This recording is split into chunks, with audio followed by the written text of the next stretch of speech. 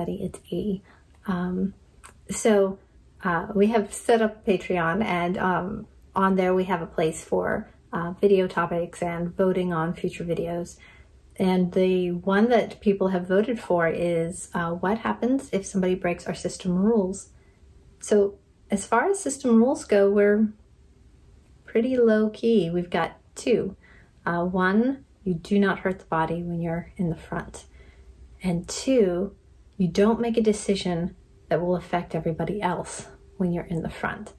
And number two is kind of far-reaching. It includes things like cutting our hair, which we all like to have a say in. And we vote because, honestly, Jen and Caleb and Anthony would have it cut pretty short.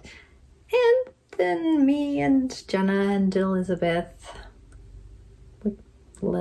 we kind of like a little longer. So we vote when there's not a general consensus. But aside from hair, there's like friendships and interactions and all kinds of far-reaching behaviors. One thing that, so we were watching The United States of Terror. We've had several people ask us for our take on that. And one thing about that Jennifer Adriana had a very large problem with, are alters doing things that she sees as sabotaging the rest of the system and the stability of the system, because we only have two rules, and that second rule is very important.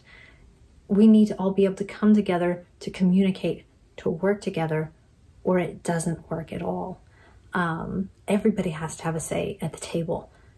So what would happen if, say, well, see, and here's the problem. I want to say Anthony went out and got a haircut, and he has all kinds of ideas he thinks would be fabulous with our hair.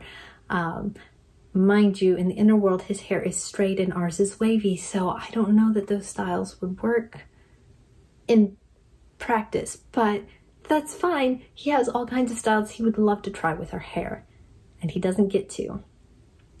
So what would happen in practice if he went and actually did that?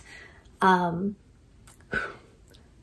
he wouldn't. See, this is the problem with this hypothetical, is when we allow, and I say we, when I allow other alters to be fronting and doing stuff, there's a certain amount of trust there. And if an alter breaks that trust, then they're kind of in the doghouse with everybody.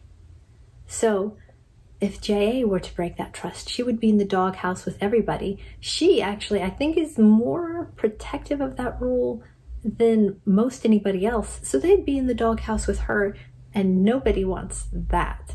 So we wouldn't necessarily say they couldn't front. It would depend on how bad the rule they broke was. Like if they're actively cutting on the body, well, clearly they need counseling not to front.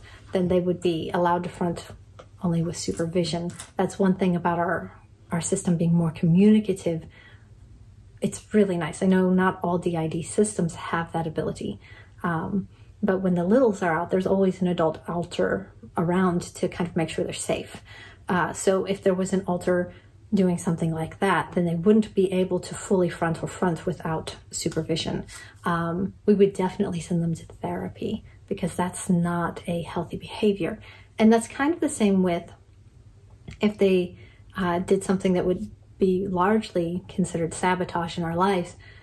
Well, then we wouldn't let them front without supervision. We would still let them front in most cases, because we find that we can't heal, that an alter doesn't heal unless they get time in the front to be in the real world.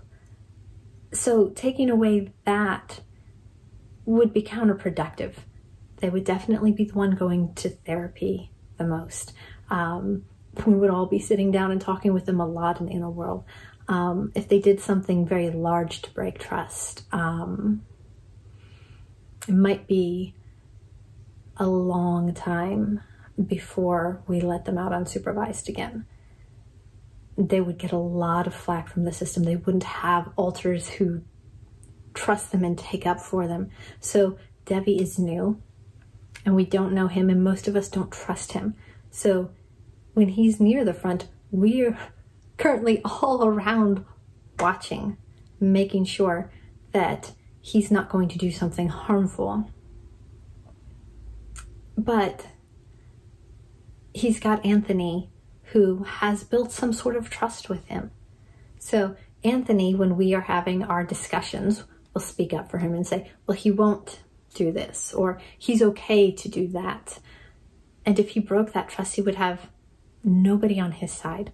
So I think in any system, building trust is a huge deal. And so to break those rules, to be breaking trust with the rest of the system, would in itself be a huge punishment. Because then they could say, I would like to do this. Hey, can I front and do that? And nobody would trust them to just get to be themselves by themselves.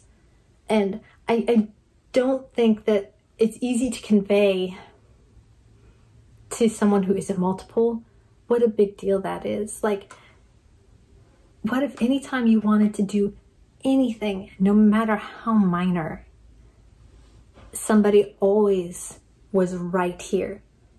You never got to, like, worse than house arrest, like, never got to do anything for yourself, by yourself, just to be alone for a moment. So if somebody broke the system rules, that's really what would happen. And we are cautious. I'm very cautious. Debbie hasn't gotten to front fully yet because he's earning trust.